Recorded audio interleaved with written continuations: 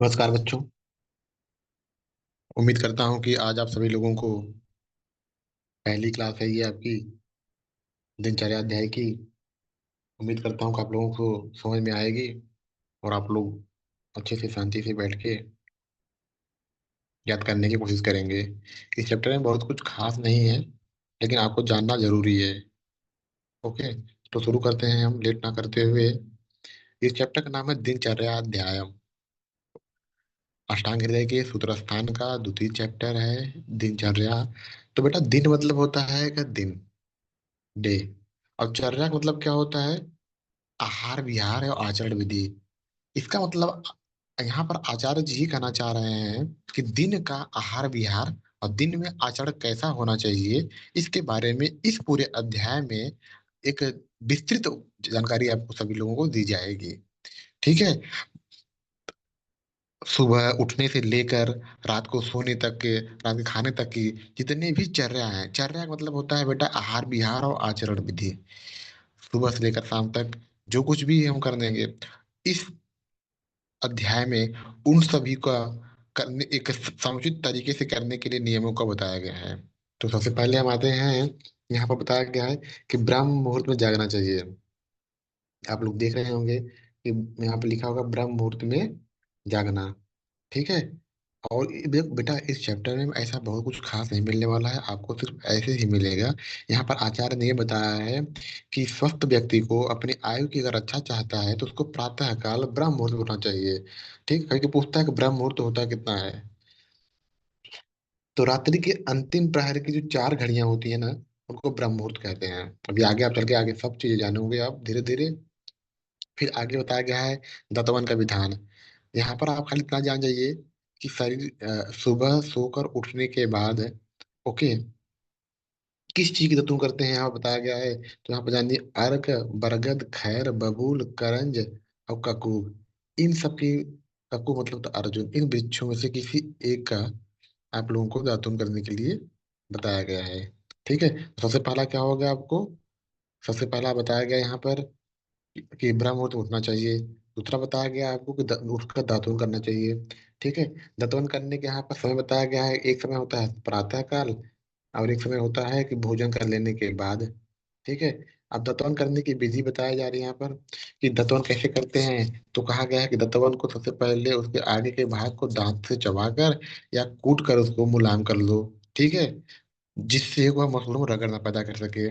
फिर उस दातून का बताया गया रस कैसा होना चाहिए, कसैला वाला हो, कैसा कैसा होना चाहिए? कसैला होना चाहिए, कटु होना चाहिए और तिक्त होना चाहिए। ठीक है बेटा। तो यहाँ पर पूछा जा सकता है क्वेश्चन आपको कि आचार्य वाग्भट ने जो दत्तवन करने का विधान बताया गया था उसमें दत्तवन किन किन रसों का होना चाहिए। तो आप लोग याद करिए उसको, कसैला, कटु और तिक्त होना चाहिए। फिर बताया गया है कि उस दत्तवन की मोटाई कितनी होनी चाहिए। तो दत्तवन की मोटाई होनी चाहिए कनिनिका अंगुल। कनिनिका मतलब होता है बेटा अपनी 5 अंगुलियों जो सबसे छोटी अंगुली होती है, लास्ट वाली, उसको कहते हैं कनिनिका। तो उस अंगुली की मोटाई के समान और लंबाई पूछी जाता है आपसे 12 अंगुल। क्योंकि आप लोगों में एमसीक्यू आता है, तो आपके यहाँ से क्वेश्चन अगर बनेगा तो यही बनेगा कि जो दत्तवन करने का विधि बताया गया है, उसमें दत्तवन की मोटाई कितनी होती है, दत्तवन की लंबाई कितनी होती है। तो मोटाई कैसी होती है? कनिष्का अंगुली के बराबर। और उसकी जो लंबाई होती है वो 12 अंगुल की बताई गई है। ठीक है, नेक्स्ट हम आते हैं। नेक्स्ट हम आते हैं निर्लिख जीवन निर्लेखन की बात करेंगे तो जीवन निर्लेखन आचार्य वाग्भट जी ने नहीं बताया है। ठीक है, हम आते हैं दत्तवन का निषेध, कि दत्तवन कहाँ नहीं करना चाहिए। तो बताया गया है कि अजीर्ण रोग में, छर्दी रोग में, श्वास रोग में, काश रोग में क्या कहता है कि अजीर्ण, छर्दी, श्वास, काश, ज्वर और तीसरा रोग मुखपाक रोग, हृदय रोग, नेत्र रोग, शिरोरोग और कर्ण रोग में नहीं करना चाहिए। ठीक है बेटा। नेक्स्ट पर हम आते हैं। यहाँ देखते हैं कि अंजन का प्रयोग। अंजन मतलब होता है कि जो हम सुरमा लगाते हैं ना, उनको कहते हैं अंजन। तो वही बताया गया है कि अंजन करने का क्या विधान बताया गया है। ठीक है, अंजन करने का विधान ये है बेटा यहाँ पर कि जैसे सुबह सुबह हमने सबसे पहले ब्रह्म मुहूर्त में उठे, उठकर दंतवन का विधान बताया गया। दंतवन करने के बाद अगर मुख की शुद्धि हो गई तो यह कह रहे कि प्रतिदिन सौवीर अंजन, बहुत इंपॉर्टेंट आपसे पूछा था कि सौवीर अंजन, अभी आगे एक और अंजन आएगा तो आपको कंफ्यूजन होगा। आप इतना जानिए कि जो सौवीर अंजन होता है उसका प्रयोग हम प्रतिदिन करते हैं। ठीक है। और नेक्स्ट अब नीचे आपके पास यहाँ पर आएगा रसांजन। तो रसांजन का प्रयोग जो करते हैं बेटा वो सप्ताह में एक बार करते हैं। देखिए यहाँ पर लिखा है सप्ताह में एक बार रसायन का प्रयोग करते हैं। पूछा था क्वेश्चन कि स्वीरांजन का प्रयोग, तो स्वीरांजन का प्रयोग हम रोज कर सकते हैं, लेकिन रसायन का प्रयोग सप्ताह में एक बार करते हैं। ठीक है। नेक्स्ट हम आता है नस्य आदि का सेवन। नस्य मतलब क्या होता है बेटा कि जैसे हम ईयर ड्रॉप होता है, आई ड्रॉप होता है, वैसे ही नेजल ड्रॉप्स होते हैं। किसी भी औषधि को हम नेजल रूट से, नेजल जो हमारा पाथवे है उसके थ्रू अगर देते हैं तो उसको कहते हैं नस्य। ठीक है। तो यहाँ पर अंजन के बाद बताया गया है कि नस्य करना है। ठीक है। और नस्य के बाद क्या बताया गया था, गंडूस। गंडूस मतलब क्या होता है, हम कुल्ला करते हैं ना, उसको गंडूस बोलते हैं। धूम्रपान क्या होता है बेटा कि स्मोकिंग। तांबुल होता है मतलब बेटा कि हम तम्बाकू तांबुल का सेवन कर रहे हैं। अगला है कि तांबुल सेवन निषेध बताया गया है, कुछ इंपॉर्टेंट नहीं है। ठीक है। नेक्स्ट आते हैं अभ्यंग सेवन का विधान। ये इंपॉर्टेंट है आपके लिए कि अभ्यंग क्या होता है। ठीक है। अभ्यंग मतलब होता है मालिश। अभ्यंग क्या होता है, मालिश होता है। ठीक है। क्योंकि अभ्यंग के क्या फायदा होते हैं आप देखेंगे तो ये कह रहा है कि बुढ़ापा, श्रम, वातज विकारों को ये नष्ट करने वाला होता है। ठीक है बेटा। और दृष्टि को स्वच्छ रखता है। आपसे पूछा जाता है कि अभ्यंग क्या होता है, तो आप बताइएगा अभ्यंग मालिश होती है। अभ्यंग के क्या फायदा होता है, तो अभ्यंग जो होती है बुढ़ापा को, श्रम को और वातज विकार, वातज जो वात से उत्पन्न होने वाले विकार होते हैं उनको दूर करता है। और दृष्टि को मतलब आपकी विजन पावर को तेज करती है। ठीक है। त्वचा के सौंदर्य को स्थिर बनाती है। नेक्स्ट हम आते हैं अभ्यंग के प्रमुख स्थान। अभ्यंग कहाँ करना चाहिए, का तो कह रहे हैं कि अभ्यंग तो संपूर्ण शरीर में करना चाहिए। ओके। लेकिन ये सिर, कान तथा पैरों के तलुओं में विशेष रूप से करना चाहिए। ठीक है। नेक्स्ट आते हैं बेटा, इस चैप्टर में सब कुछ खास, बहुत ज्यादा खास नहीं है। आप इस चीज को लेकर बिल्कुल परेशान न रहिए कि बहुत ज्यादा, बहुत स्पीड में पढ़ाई जा रही है, चीजों को बहुत जल्दी जल्दी पढ़ाई जा रही है। दरअसल इस चैप्टर में इंपॉर्टेंट ऐसा कुछ आता नहीं है, आपको याद करना है सिर्फ कि ब्रह्म मुहूर्त में उठना है। उठने के बाद आपको दत्तवन करना है। दत्तवन करने के बाद आपको अंजन का प्रयोग करना है। अंजन का प्रयोग करने के बाद आपको जो है कि क्या करते थे, तांबुल का सेवन का था, नस्य का सेवन था। फिर अभ्यंग कराते हैं। किसको नहीं कराना होता है, किसको कराना होता है, बस यही इस चैप्टर में है बेटा। दिनचर्या मैंने बता, चर्या का मतलब आपको बता दिया मैंने। आहार विहार होता है और जो एक आचरण होते हैं उस दिन में क्या होना चाहिए जो आचार्यों ने बताया है उसको यहाँ बताया गया है। बहुत ज्यादा ये महत्व तो नहीं रखता है ये चैप्टर, लेकिन आपको जानना चाहिए यहाँ से। आपको एमसीक्यू बेस्ड क्वेश्चन मैंने आपको बता दिया। एक एमसीक्यू बेस्ड क्वेश्चन आपको दत्तवन का परिमाण पूछता है आपसे कि दत्तवन की लंबाई कितनी होती है, दत्तवन की मोटाई कितनी होती है। मैंने बताया मोटाई आपकी होती है कनिष्ठिका अंगुली, यानी कि जो सबसे छोटी अंगुल फिंगर होती है हाथ की, उसके बराबर, और 12 अंगुल लंबी होनी चाहिए। यहाँ पर बात करेंगे हम व्यायाम का विधान बताया गया है। चलो भैया, अभ्यंग हो गया, बॉडी की मसाज हो गया। अब हम करते हैं व्यायाम। व्यायाम करने का क्या बताया गया है विधान बेटा कि व्यायाम करने से क्या होता है, कार्य करने की शक्ति बढ़ती है। ठीक है। जठराग्नि, पाचक अग्नि मतलब हमारा डाइजेशन जो होता है वो अच्छा रहता है। ठीक है।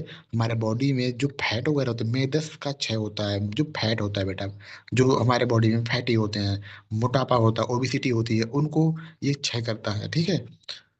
नेक्स्ट हम आते हैं व्यायाम का निषेध किसको बताया गया है, तो वात जो पित्त जो रोग होते हैं ना उनमें निषेध बताया गया है। बच्चों में नहीं करना चाहिए, बालक में नहीं करना चाहिए।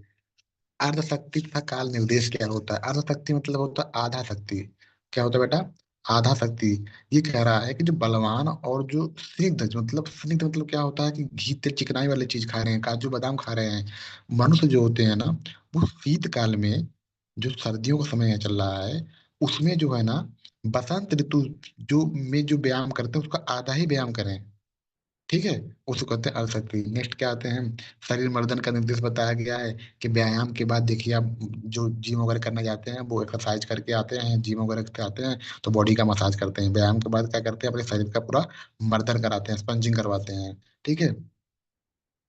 नेक्स्ट यहाँ पर आते हैं उबटन के गुण। आपको ये जानना जरूरी है, उबटन के क्या गुण। मैं आपको ये बता रहा हूँ कि मुख्य इंपॉर्टेंट इंपॉर्टेंट चीजों को आपको बताने की कोशिश मैं कर रहा हूँ। उबटन के गुण। उबटन क्या करता है?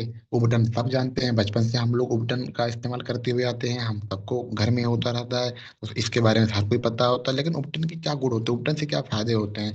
तो ये कहता है उबटन से कफ का नाश होता है, उबटन से कफ का नाश होता है। ये मेद धातु, हमने आपसे बताया था धातु में सात होती हैं, पहले अध्याय में बताया था। रस, रक्त, मांस, मेद, अस्थि, मज्जा, शुक्र। तो जो मेद धातु होती है, जिनको हम कहते हैं कि हमारे बॉडी में ओबिसिटी बहुत ज्यादा हो गया, फैट बहुत ज्यादा हो गया, उसको पिघला देती है, उसको खत्म करने का काम करता है उबटन। इसलिए उबटन का विधान बताया गया है। ठीक है। और वह त्वचा को कांतियुक्त भी रखता है। ठीक। नेक्स्ट हम आते हैं स्नान के गुण। स्नान के क्या गुण होते हैं? स्नान करने से क्या होता है कि स्नान को बताया गया है कि आयु बढ़ाता है और उत्साह बल बढ़ाता है, किसी प्रकार का रोग नहीं होने देता है। ठीक है। ये होता है उष्ण शीत जल प्रयोग। ठीक है, ये जा रहा हूँ आप कि उष्ण मतलब गर्म, शीत मतलब ठंडा, जल का प्रयोग बताया गया है कि उष्ण जल जो होता है बेटा ना, वो गर्दन के नीचे का जो शरीर होता है ना, वहां पर अगर हम उष्ण जल का सेवन कराएंगे ना, तो वो गर्दन के नीचे के जो पार्ट होते हैं बॉडी के ना, उनमें क्या करता है, एक बल प्रदान करता है, बल देता है। लेकिन अगर उसी गर्म जल से अगर सिर को धोया जाए ना, तो वो बालों आंखों की शक्ति घटा देती है। तो उस जल का सेवन हमेशा गर्दन के नीचे करना चाहिए। माना बताया भी गया होगा कि गर्म पानी से बालों को नहीं धोना चाहिए। ठीक है, देखिए आचार्य जी ने भी उस समय चीजों को बता दिया है। फिर आते हैं हम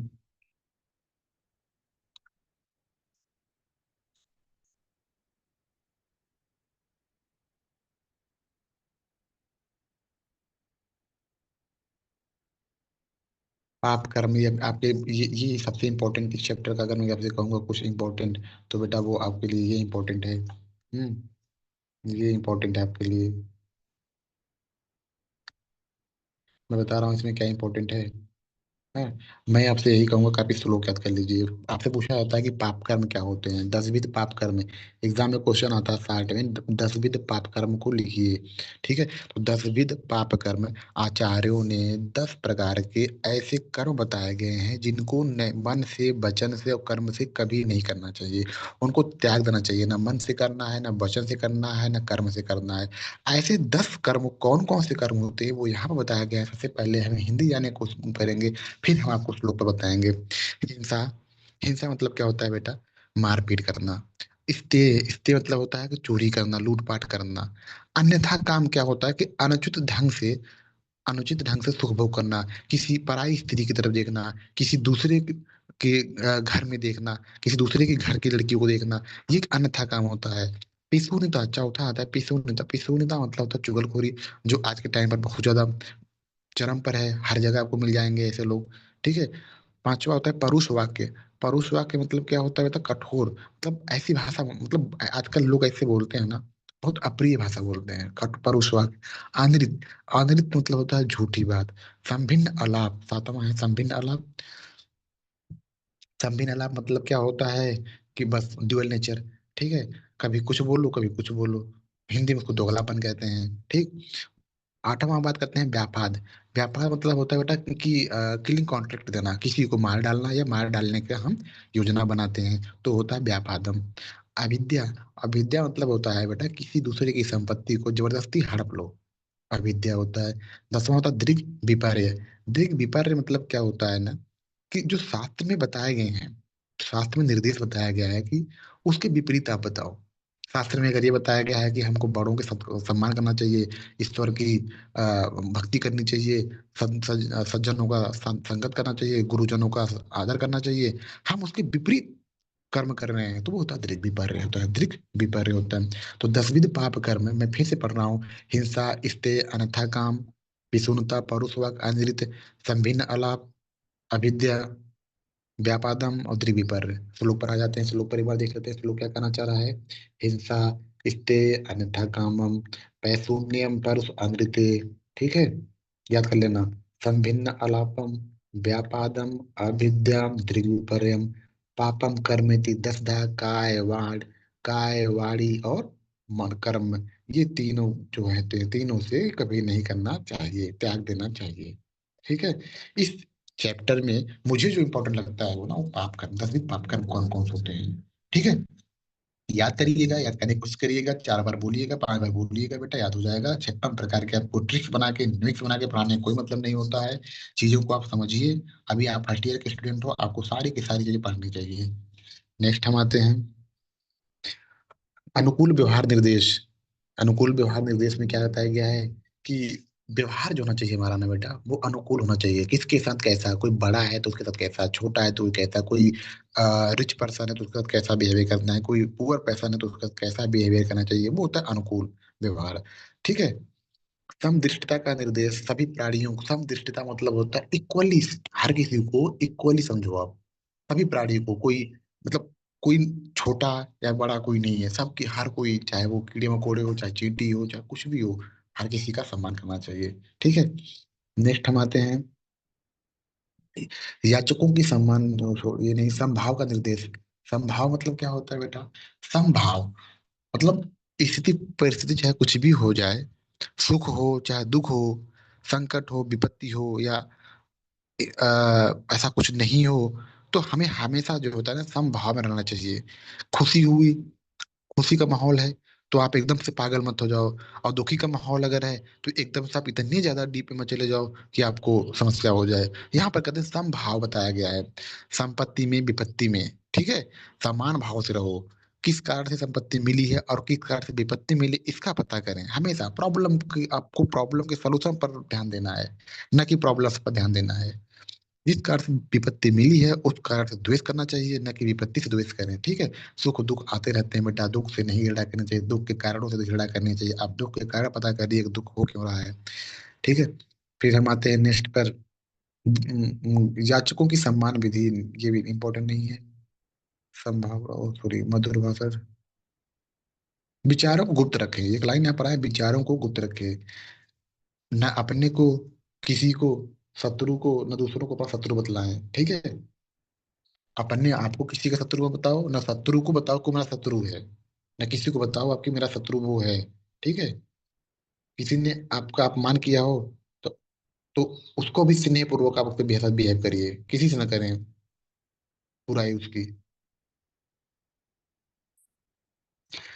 अगला है परछद अनुवर्तन, कि दूसरे के मन का अभिप्राय समझकर जो व्यक्ति जिस प्रकार संतुष्ट होता है उसके साथ वैसा व्यवहार करना चाहिए, उसे कहते हैं परछदन अनुवर्तन। ठीक है। और उसे कहते हैं पराराधन पंडित।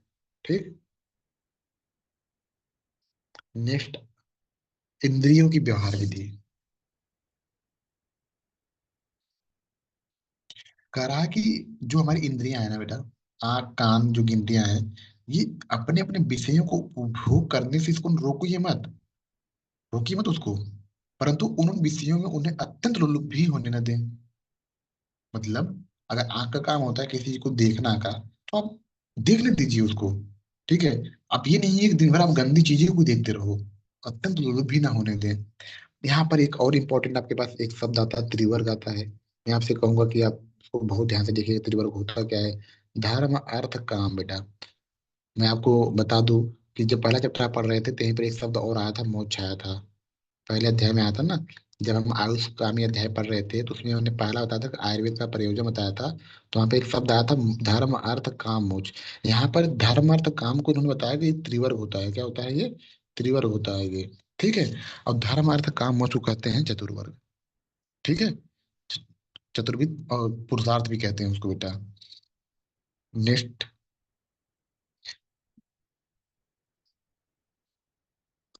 यहाँ बताया गया है, सभी धर्मों का आचरण करना चाहिए। सभी धर्म आज के टाइम पर देखिए बहुत जरूरी है कि सभी प्रकार के धर्मों में मध्यम मार्ग से चलें। किसी धर्म का घोर समर्थक भी नहीं होना चाहिए और घोर विरोधी भी नहीं बनना चाहिए। ठीक है। कट्टरवाद अनुया, शरीर शुद्धि के प्रकार, रत्न आदि का धारण, छाता आदि का धारण, दंड आदि धारण है। हाँ। गमन निर्देश, निषिद्ध कार्य क्या है, आंगिक चेष्टाओं का निषेध। बस चैप्टर में कुछ ऐसा कुछ खास नहीं है बेटा।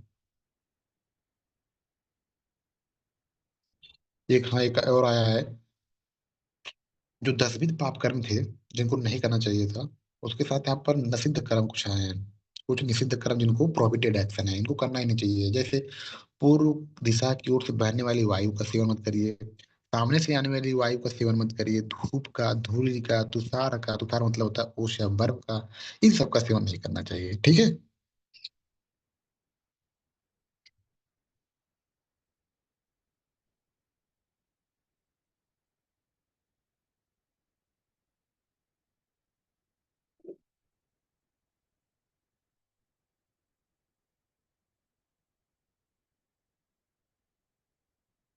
यहाँ पर एक देखिए, बस सदाचार सूत्र आया है। सदाचार सूत्र में क्या लिखा गया है?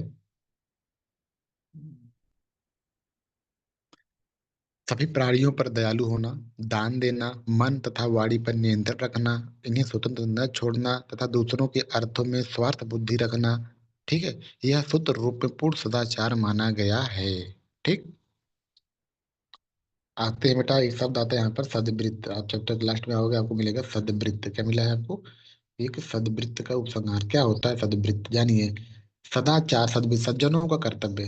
सदवृत्त मतलब होता है सज्जनों का कर्तव्य, जो सज्जन लोग करते हैं, जिनको सज्जन लोग करते हैं, उन कर्मों को कहा जाता है सदवृत्त। ठीक है। तो ये चैप्टर खत्म हुआ। मैं आपको एक बार फिर से रिकैप लेके चलना चाह रहा हूँ। एक बार आप थोड़ा सा देख लीजिए इसके बारे में, चैप्टर में क्या क्या था, क्या क्या नहीं। बहुत ज्यादा कुछ खास ऐसा है नहीं चैप्टर में, लेकिन फिर भी एक बार आप देखने की कोशिश करिए। तो मैं एक बार दिखा देता हूँ आपको।